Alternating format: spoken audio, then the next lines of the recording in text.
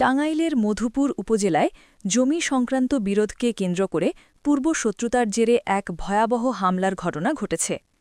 মধুপুর উপজেলার মহিষমারা ইউনিয়নের বেচুরিয়াগুনি এলাকায় পরিকল্পিতভাবে একটি পরিবারের বাড়িতে ঢুকে নারীসহ অন্তত ৬-১০ জনকে পিটিয়ে গুরুতর জখম করেছে প্রতিপক্ষরা।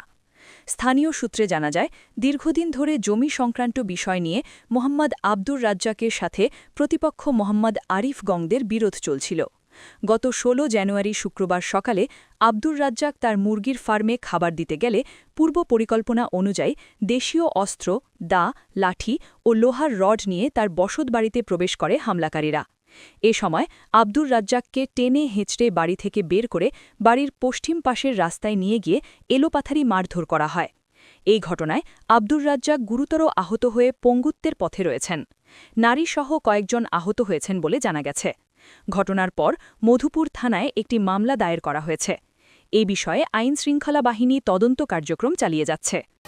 এই বাইকে তারা জমিন গ্রোথ দেয় নাই, পরে আমি ভোটে কমপ্লেন করি, থানায় আমাদের ডিউটি দেয়, আমি খেতে যাই, ক্ষেত দখল করি। পুনরায় সেই খেতে আবার আমার বাড়ির থেকে ধরে নিয়ে আমার আমার বাড়ির সবারই মারছে। আমার হন মনে করি বাঁচলো না, মোর মহিলা আমার কোনো নিশ্চিত নাই। আপনার কাছে আমার একটাই দাবি, আমি বিচার চাই। আমার দাদাই খাইতো, আমার বাচ্চা ছাড়া খাইতেছে এই সম্পদটা আমার চাষা বাগি দিছে।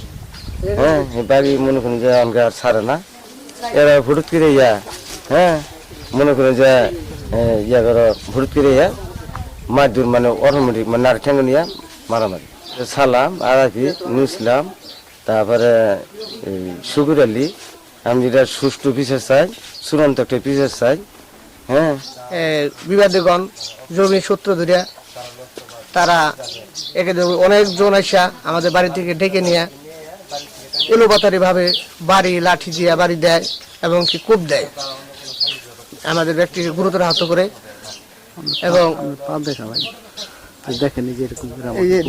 কূপ দিছে আমাকে, আমার বাবাকে হাত পা মাজা এবং বুকের খাঁচা বাইরে ভেঙে ফেলেছে এবং কি কাটা দাগও আছে।